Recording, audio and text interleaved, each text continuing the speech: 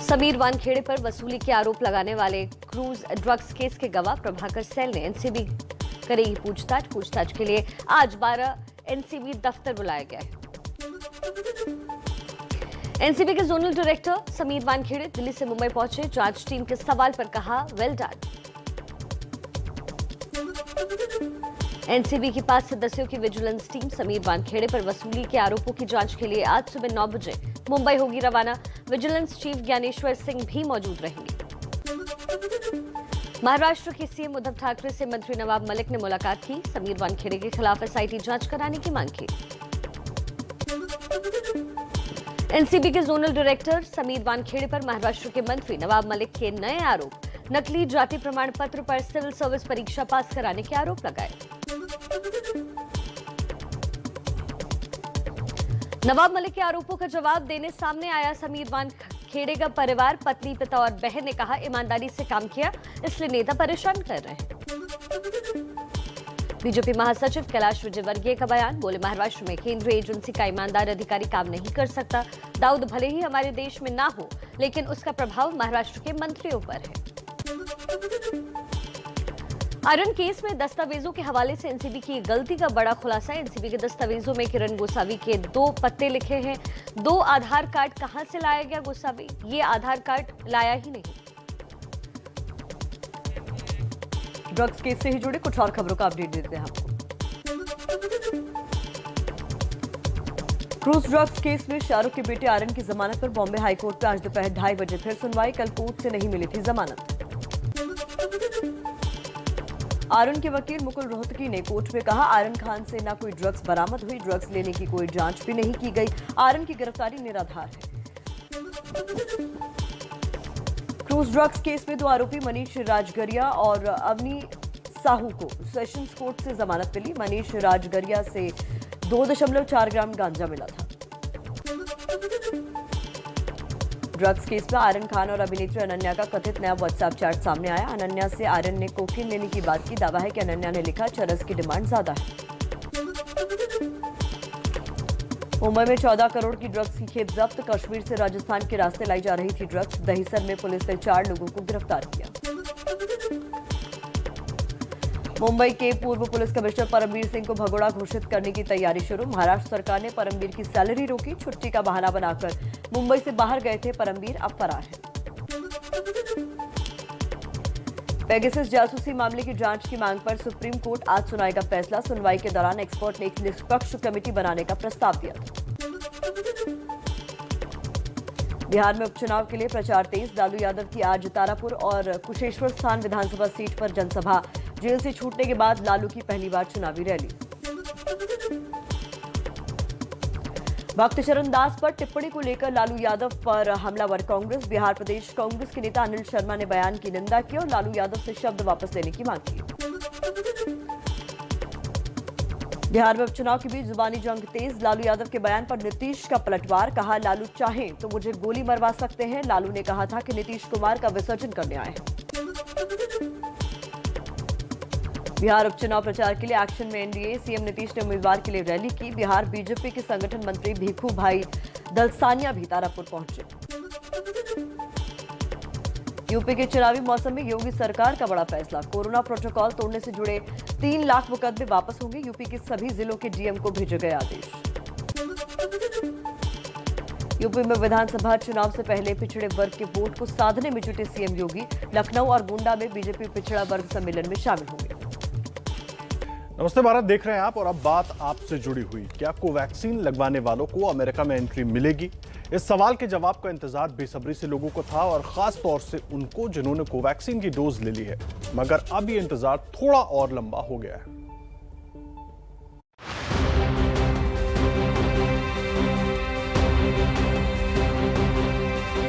भारत में बनी कोवैक्सीन को WHO की इजाजत मिलेगी या नहीं, इस पर सस्पेंस बरकरार है। कोवैक्सीन लगवाने वालों को अमेरिका में एंट्री मिलेगी या नहीं, ये सवाल अब भी बना हुआ है। कोवैक्सीन के इमरजेंसी इस्तेमाल की मंजूरी को लेकर WHO की बैठक हुई, जिसमें कोविड वैक्सीन के इमरजेंसी इस्तेमाल की इजाजत देने वाली टेक्निकल एडवाइजरी ग्रुप ने आखिरी फैसला लेने से पहले भारत बायोटेक से और जानकारियां मांगी हैं। आगे कुछ भी बताएं, उससे पहले जान लीजिए कि भारत बायोटेक की कोवैक्सीन कितनी असरदार है। कोवैक्सीन तीसरे फेज के ट्रायल में कोरोना के सामान्य मामलों में से 77.8% और कोरोना के डेल्टा वेरिएंट पर 65.2% असरदार पाई गई है। भारत में प्रमुखता से 2 ही वैक्सीन लोगों को लगाई जा रही है, एस्ट्राजेनेका और सीरम इंस्टीट्यूट की कोविशील्ड और भारत बायोटेक की कोवैक्सीन। इस साल जनवरी से लेकर अगस्त तक कोवैक्सीन की 2,30,79,293 डोज लोगों को लगी, जबकि कोविशील्ड की 16,31,52,885 डोज लगी थी। 3 नवंबर तक भारत बायोटेक को कोवैक्सीन से जुड़ी अतिरिक्त जानकारी WHO को देनी है। देखना होगा कि क्या कोवैक्सीन और कोविशील्ड लगवाने वालों को अमेरिका में एंट्री मिलेगी या नहीं।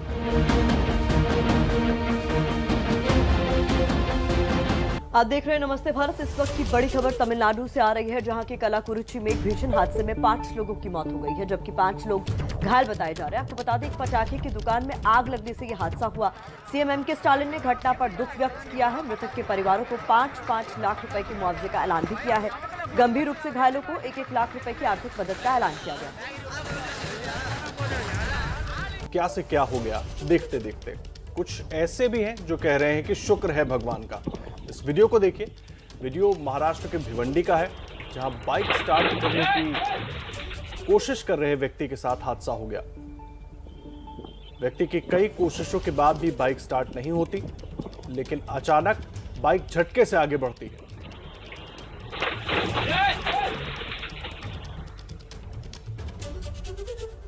झटके से आगे बढ़ती है और सीधा सामने दुकान में घुस जाती है। दुकान के काउंटर के पास खड़ा व्यक्ति अपने बचाव में किनारे हो जाता है और यही वीडियो भी खत्म हो जाता है। गनीमत है कि इस हादसे में किसी को चोट नहीं लगी।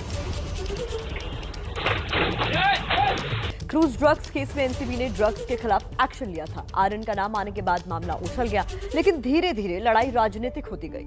अब आर्यन को गिरफ्तार करने वाले समीर वानखेड़े आरोपों के घेरे में हैं। महाराष्ट्र सरकार में मंत्री नवाब मलिक ने तो समीर वानखेड़े के खिलाफ सीधा मोर्चा खोल दिया है, तो पूरा वानखेड़े परिवार नवाब मलिक के आरोपों को गलत बता रहा है। 2 अक्टूबर को जब एनसीबी ने क्रूज पर छापा मारकर सुपरस्टार शाहरुख के बेटे आर्यन को गिरफ्तार किया था, तो किसी को अंदाजा नहीं था चंद दिनों में गिरफ्तार करने वाले अफसर समीर वानखेड़े खुद सफाई देते नजर आएंगे।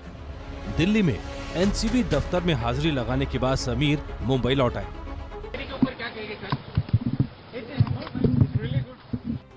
वहीं उनके पीछे पीछे आ रही है एनसीबी की 5 सदस्यों की टीम, जो आज से जांच शुरू करेगी।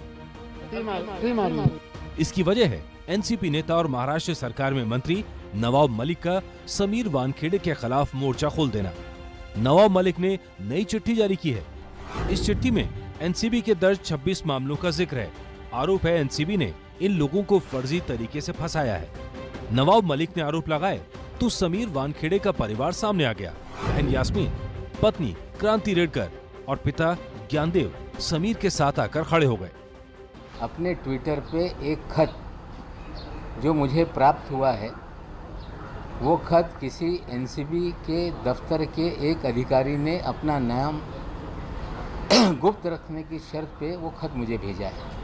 जो पत्र में लिखा गया है, हम चाहते हैं कि विजिलेंस के जरिए जो जांच हो रही है, उस जांच का हिस्सा ये पत्र भी बने और इन सारी चीज़ों की भी जांच हो। ये सब चीज़ें कहाँ हो रही है? On the platform of Twitter, on any public domain. अगर इन बातों में थोड़ा सा भी सच है तो मेरा ये एक एडवाइस है आपके चैनल के through, mister Nawab Malik ji, go pick up your group और whatever your counselling is, and please go to the court. ये पहली बार नहीं है जब नवाब मलिक ने आरोप लगाए हों।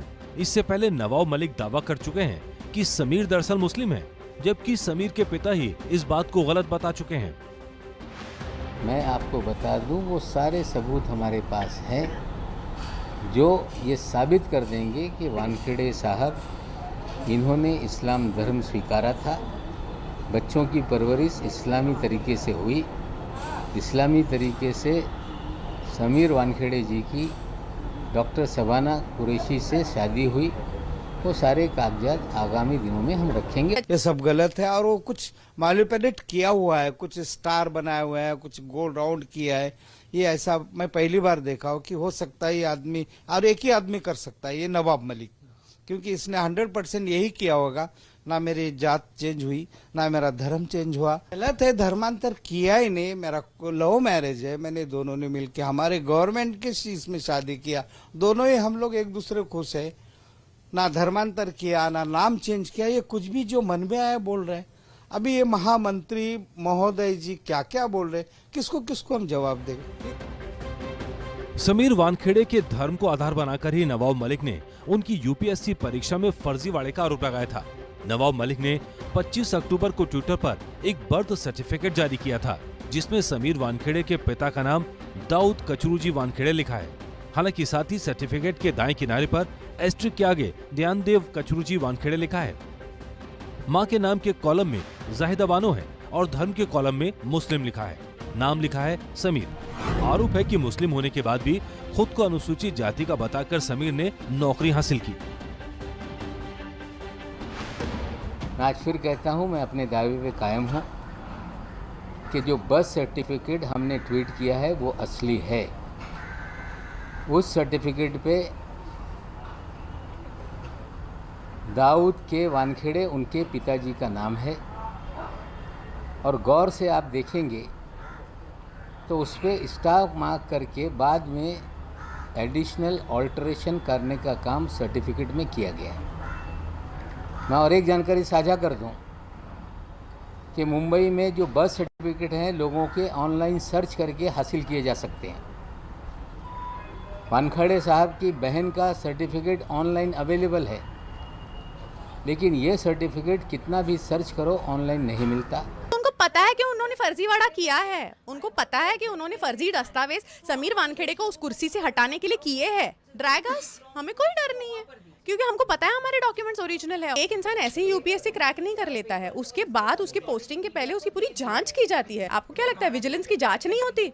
हर चीज की जांच होती है, हर चीज को चेक किया जाता है और तभी वो इंसान जाके उस कुर्सी पे बैठता है। आज की डेट में ऐसे उठा उठा के ट्विटर पे लिखना बहुत आसान है, उस चीज को प्रूव करके बताइए। नवाब मलिक ने लगातार समीर वानखेड़े पर हमले किए हैं। उन्होंने वानखेड़े की एक होटल की तस्वीर भी जारी की थी। आरोप लगाया गया कि दुबई और मालदीव में फिल्मी सितारों से उगाही की गई। हमें तो पूरा यकीन है कि सारी उगाही मालदीव और दुबई में हुई है, जिसकी तस्वीरें हम आप लोगों को देंगे। खंडनी, एक्सटॉर्शन, ये बहुत ही घटिया शब्द है। मैं सरकार की परमिशन लेके अपने बच्चों के साथ में, अपने फैमिली के साथ में गया हूँ, तो अगर उसे एक्सटॉर्शन कहते हैं तो दिस इज नॉट एक्सेप्ट। एक गुमनाम चिट्ठी के आधार पर नवाब मलिक ने सिर्फ समीर वानखेड़े पर ही हमला नहीं किया, बल्कि उन्होंने ये भी आरोप लगाया कि एनसीबी दफ्तर में समीर वानखेड़े का एक गिरोह काम करता है। इस तरह से दफ्तर में कुछ विशेष अधिकारियों का गिरोह बना हुआ है। फर्जी मामले में लोगों को फंसाया जाता है, पैसे वसूल किए जाते हैं। जो ईमानदार अफसर है उन्हें दरकिनार किया जाता है और कहीं ना कहीं ये पूरी जानकारी उस लेटर में जो दी गई है 26 मामलों की, हमें लगता है जांच होगी तो निश्चित रूप से और भी बहुत चीज़ों का खुलासा होगा। जिसने वो खत लिखा है सामने आए और बेधड़क तरीके से कंप्लेंट करे और फिर चाहिए तो इसकी जांच हो। लेकिन अगर बेबुनियाद कोई अगर लेटर कुछ लिखता है तो उसमें कोई मतलब नहीं है। ये सारे झूठे सारे फॉल्स क्लेम्स हैं, क्योंकि अगर इसके ऊपर उनके पास कोई भी प्रूफ होगा तो आई एम श्योर वो कोर्ट में पेश करेंगे और इसके ऊपर तभी न्याय हो पाएगा। हम ऐसे ट्विटरबाजी करके कुछ नहीं पा सकते। नवाब मलिक पहले भी आरोप लगा चुके हैं कि एनसीबी के जरिए केंद्र सरकार महाराष्ट्र सरकार को गिराने की तैयारी कर रही है। अपने आरोपों को लेकर नवाब मलिक ने सीएम उद्धव ठाकरे और राज्य के गृह मंत्री से मुलाकात की है। नवाब मलिक ने प्रभाकर सेल के आरोपों को आधार बनाकर भी एसआईटी के जरिए जांच कराने की मांग की है। वहीं वानखेड़े परिवार कह रहा है कि तंग जितना कर लें, लेकिन जीत सच की ही होगी। स्टार शाहरुख खान के बेटे आर्यन खान की जमानत याचिका पर आज दोपहर 2:30 बजे सुनवाई जारी रहेगी।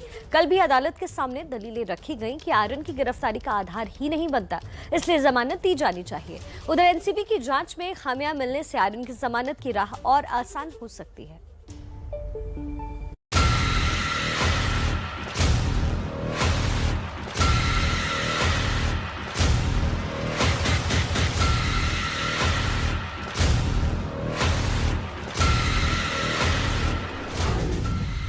क्या 24 दिन बाद छूटेगा आर्यन?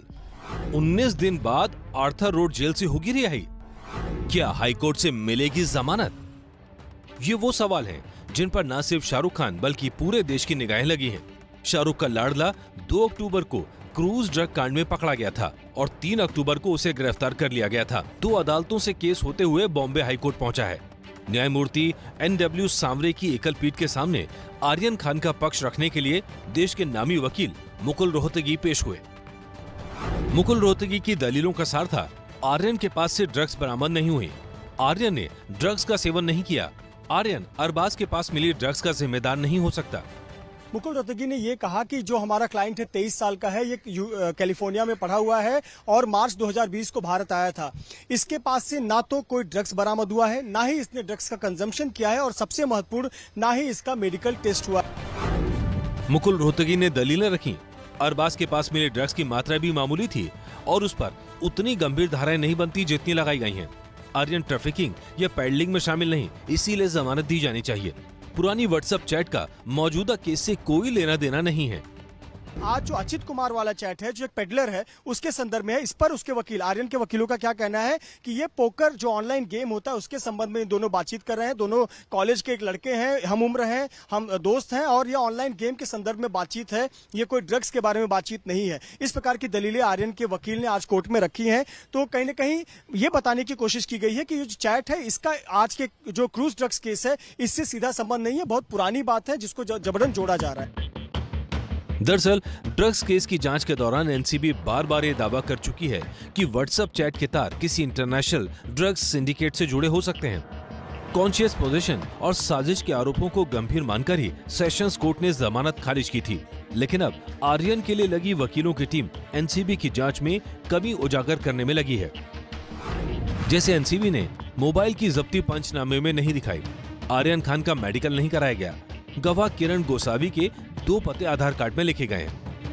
जज के साथ से कुछ कहा नहीं गया हुआ है क्योंकि अभी सिर्फ आर्गुमेंट पेश हुई है, अभी इसके ऊपर जज का बोलना भी बाकी है। इस बीच क्रूज ड्रग्स केस में गिरफ्तार 2 आरोपियों मनीष राजरिया और अवीन साहू को सेशंस कोर्ट ने जमानत दे दी है। इन दोनों को भी आर्यन के साथ ही गिरफ्तार किया गया था। मनीष के पास से भी ड्रग्स बरामद करने का दावा था। सब मनीष राजगिरिया के लिए अपियर हो रहा था और वेरी स्मॉल क्वांटिटी था, 2.4 ग्राम था, वो भी इंडिविजुअल उसकी पोजीशन से नहीं मिला था। जब वो क्रूज से रिटर्न आ रहा था तो एक सिक्योरिटी ऑफिसर पाटिल करके उन्होंने वो कॉन्ट्राबैंड हाथ में दिया और ऐसा बोला कि इनके पास से मिला है। तो वो सारे ग्राउंड्स को देखते हुए सेशंस कोर्ट ने 50,000 का बिल ग्रांट किया है। एक बात बताइए कि उस पर कुछ एनसीबी ने कुछ कहा था, कॉन्स्पिरेसी में है, किसी के साथ है या किसी का फ्रेंड है, किस तरह के एलिगेशन? एलिगेशन ऑलमोस्ट सेक्शन 29 के हिसाब से सबके लिए कॉन्स्पिरेसी करके दिखाया हुआ है, लेकिन कॉन्स्पिरेसी करके ऐसा कुछ भी नहीं था उनके पास से। ऐसे में दोनों को जमानत मिलने से आर्यन खान की रिहाई की नई उम्मीद बन गई है। वहीं ड्रग्स केस में गवाह प्रभाकर सैलवी बयान से पलट चुके हैं, बल्कि उन्होंने अवैध वसूली का आरोप भी लगा दिया है। आर्यन की गिरफ्तारी के वक्त किरण गोसावी का हाथ पकड़कर लाना या सेल्फी खिंचवाना भी एनसीबी की जांच में कमी के तौर पर देखा जा रहा है। ऐसे में न सिर्फ आर्यन बल्कि अरबाज और मुनमुन धामीजा के वकील भी राहत की उम्मीद कर रहे हैं। दलीलें वही है हमारी और जो पहले थी आज भी वही है, सिर्फ अभी थोड़ा प्रोग्रेस हुआ है इस चीज को लेके। जो भी रिकॉर्ड्स पे चीजें आई है और जो समझ में आ रहा है उस हिसाब से हम अपना सबमिशन रखेंगे कोर्ट में। अदालत के सामने ये भी रखा गया कि ड्रग्स सेवन के मामलों में सजा की बजाय पुनर्वास पर जोर होना चाहिए। अब अदालत आज की सुनवाई के बाद अपना फैसला सुना सकती है। जोनल डायरेक्टर समीर वानखेड़े को लेकर महाराष्ट्र के मंत्री नवाब मलिक ने बड़ा दावा किया है। नवाब मलिक ने ट्वीट में दावा किया है कि समीर दाऊद वानखेड़े का निकाह शबाना कुरैशी के साथ 7 दिसंबर 2006 को हुआ था। निकाह अंधेरी के लोखंडवाला कॉम्प्लेक्स में हुआ था और मेहर की राशि 33,000 रुपए थी। इस निकाह के 2 गवाह थे, जिसमें दूसरे गवाह समीर के जीजा थे। नवाब मलिक ने निकाह का एक फोटो भी शेयर किया है। हालांकि अब तक नवाब मलिक ने निकाहनामे का फोटो शेयर नहीं किया है जिसमें समीर के आगे दाऊद लिखा हो। ये बड़ी जानकारी इस वक्त हम आपको दे रहे हैं। अब से कुछ देर पहले नवाब मलिक ने ये ट्वीट किया है और ट्वीट करके उन्होंने ट्वीट में अपने लिखा है अपने दावे के साथ कि समीर दाऊद वानखेड़े का निकाह शबाना कुरैशी के साथ 7 दिसंबर 2006 को हुआ था। और ये तस्वीर जो आप देख रहे हैं जिसमें समीर वानखेड़े और साथ में शबाना कुरैशी नजर आ रही हैं, ये फोटो भी नवाब मलिक ने अपने ट्विटर हैंडल पर शेयर किया है और उन्होंने लिखा है कि फोटो ऑफ स्वीट कपल, और ये तस्वीर साथ में उन्होंने लगाई है। और उनका दावा है कि 2006 को समीर वानखेड़े का निकाह, जिसमें उन्होंने जो नाम लिखा है समीर दाऊद वानखेड़े पूरा नाम लिखा है। 2006 को निकाह हुआ था। अंधेरी के लोखंडवाला कॉम्प्लेक्स में ये निकाह हुआ था और मेहर की राशि 33,000 रुपए थी। और इस निकाह में 2 गवाह थे, जिसमें दूसरे गवाह समीर के जीजा थे।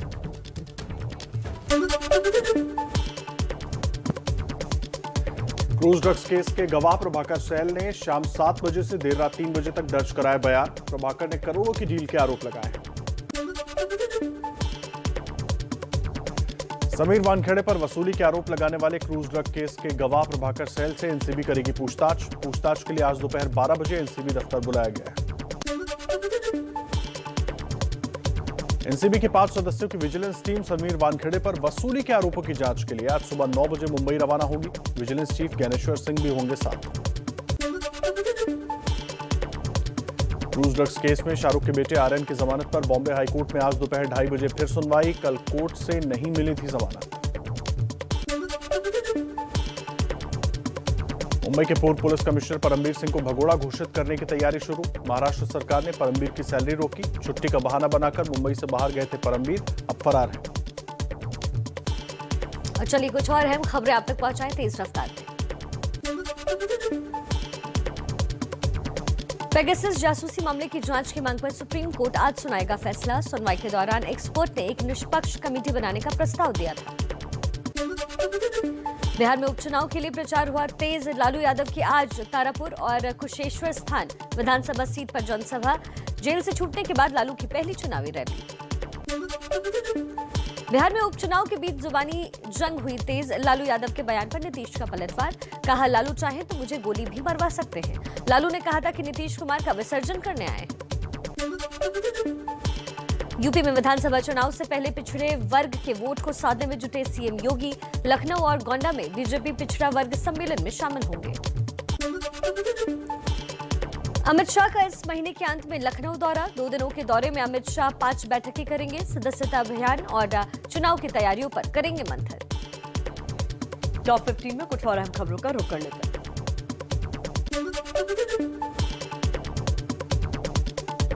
यूपी के मऊ में अखिलेश यादव और ओम प्रकाश राजभर की साझा रैली। समाजवादी पार्टी और सुहेल देव भारतीय समाज पार्टी के साथ चुनाव लड़ने का ऐलान किया।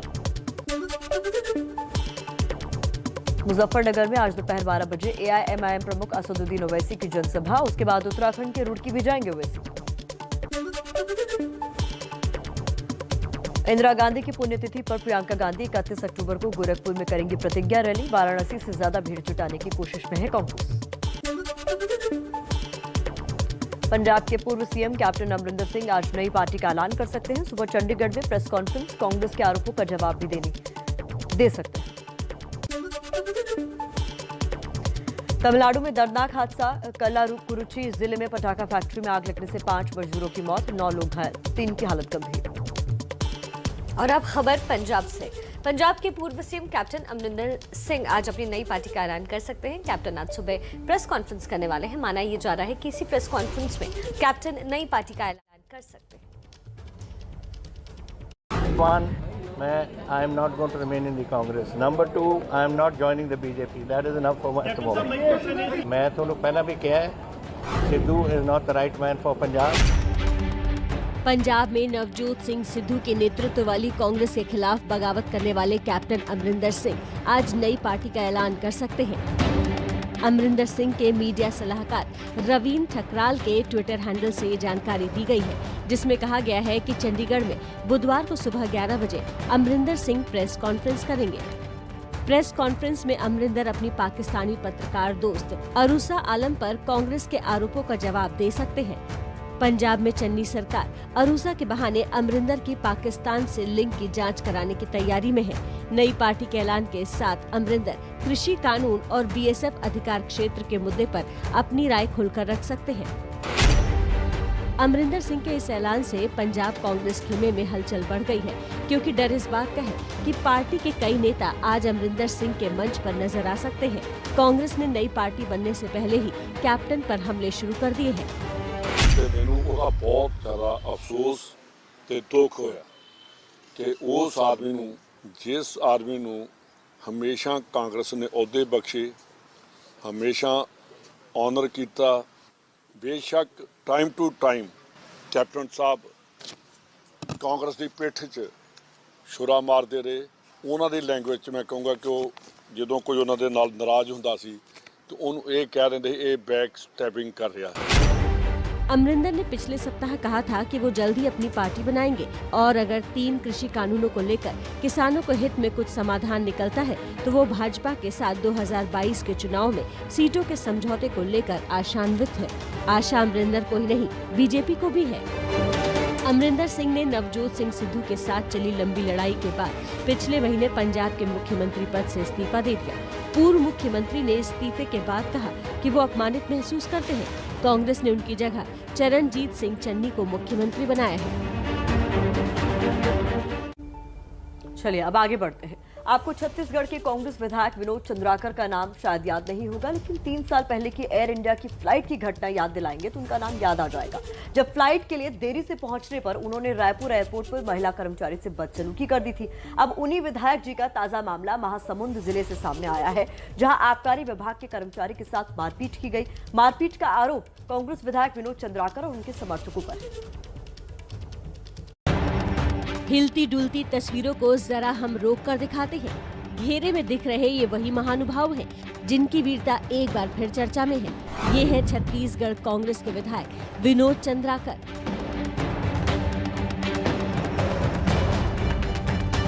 विधायक जी और उनके समर्थकों पर महासमुंद जिले में आबकारी विभाग के एक कर्मचारी लीला राम साहू से उसके दफ्तर में घुसकर मारपीट का आरोप है। बबलू हरपाल आए थे, उसके साथ में उनके 10-15 साथी आए थे। वो लोग मुझे पूछे कि कहाँ से आए हो, बताया मैं बिलासपुर से। यहाँ क्या करते हो तो बताया ऑपरेटर हूँ। उतने में वो लोग मुझे मारने लगे। तो इसमें से दीपक ठाकुर नाम का जो लड़का था ना सर, वो बहुत मारे हैं। और मेरा चाबी और मोबाइल भी करने गया था, मोबाइल को छोड़ दिए हैं, लेकिन ना चाबी को मेरे बाइक का चाबी लेकर चले गए। लीलाराम की आंख में गंभीर चोट है और पूरा चेहरा खून से लथपथ हो गया है। लीलाराम के मुताबिक विधायक जी सरकारी शराब की दुकान में अपनी मर्जी के मुताबिक जो उससे काम करवाना चाहते थे वो नहीं कर रहा था, इसलिए उसके साथ विधायक और उसके समर्थकों ने मारपीट की। गुंडा राज, ये है विनोद कुमार चंद्राकर नेता, जो आकर मुझे ऑफिस में मारपीट करके गए हैं। उसके साथ में और उनके गुंडे। मैं एक्साइज ऑफिस में ऑपरेटर के पद पे काम करता हूँ। विधायक द्वारा की गई मारपीट में घायल आबकारी कर्मचारी ने इसकी लिखित शिकायत थाने में भी की, लेकिन अब तक विधायक या उनके साथियों के खिलाफ कोई मामला दर्ज नहीं किया गया है। देखिए, देश में मुख्य तौर पर 2 ही वैक्सीन लग रही हैं, एक कोविशील्ड और दूसरी कोवैक्सीन। ये कितनी असरदार है ये जानने से पहले देख लेते हैं कि अभी देश में वैक्सीनेशन की रफ्तार क्या है। आपको टच स्क्रीन के जरिए बताते हैं। अभी तक देखिए, देश में 103 करोड़ लोगों को टीका लग चुका है, उनका वैक्सीनेशन हो चुका है। पहली डोज इस 103 करोड़ में से करीब 54% लोगों को लग चुकी है और दोनों डोज की अगर बात करें तो करीब 23% लोगों को डोज दोनों, यानी कि 2 डोज जो कोरोना वैक्सीन की लगनी थी वो लग चुकी है। तो उस लिहाज से 23% लोग दोनों डोज लगवाकर सुरक्षित हो चुके हैं और 1 डोज लगवाकर 54% लोग सुरक्षित हो चुके हैं और जल्दी सबकी कोशिश ये है कि वो दोनों डोज भी लगाएं। अब बात कर लेते हैं दोनों वैक्सीन की कि आखिर कौन सी वैक्सीन कितनी असरदार है। ये जानना हम सब के लिए बहुत जरूरी है और वो भी आपको हम ग्राफिक्स के जरिए बताते हैं। देखिए, बात कर लेते हैं कोविशील्ड की। सबसे पहले सीरम इंस्टीट्यूट और एस्ट्राजेनेका ने मिलकर कोविशील्ड बनाई है और अब तक देश में 89 करोड़ डोज इसकी लग चुकी है कोविशील्ड की और असरदार ये करीब 90% है, यानी कि इसकी एफिकेसी जो है वो 90% है। और वहीं कोवैक्सीन की बात कर लें, भारत बायोटेक ने कोवैक्सीन बनाई है। इसकी 11 करोड़ डोज अब तक देश में लोगों को लग चुकी है और इसकी एफिकेसी यानी कि कितनी असरदार है तो 78% असरदार है। और इसीलिए बार बार आप सबसे अपील है कि जिनका भी वैक्सीनेशन नहीं हुआ है जल्द से जल्द अपना वैक्सीनेशन जरूर कराएं। तो ये आंकड़े बता रहे हैं कि दोनों ही वैक्सीन काफी असरदार हैं और ऐसे में कोरोना से बचना है तो वैक्सीन जरूर लगवाइए।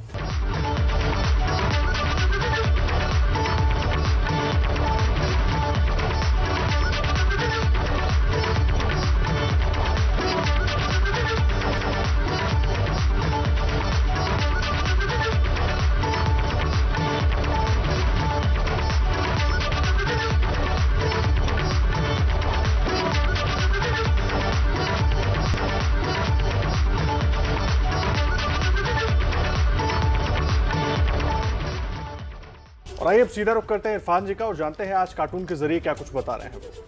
देखिए, आर्यन की गिरफ्तारी का मामला अब वानखेड़े बनाम नवाब मलिक हो गया है। लोग वानखेड़े से आर्यन के बारे में कम, उनके बारे में ज़्यादा बात कर रहे हैं। अब देखना यह है कि इस आरोपों की घमासान आग से वो अपना दामन कैसे बचा पाएंगे।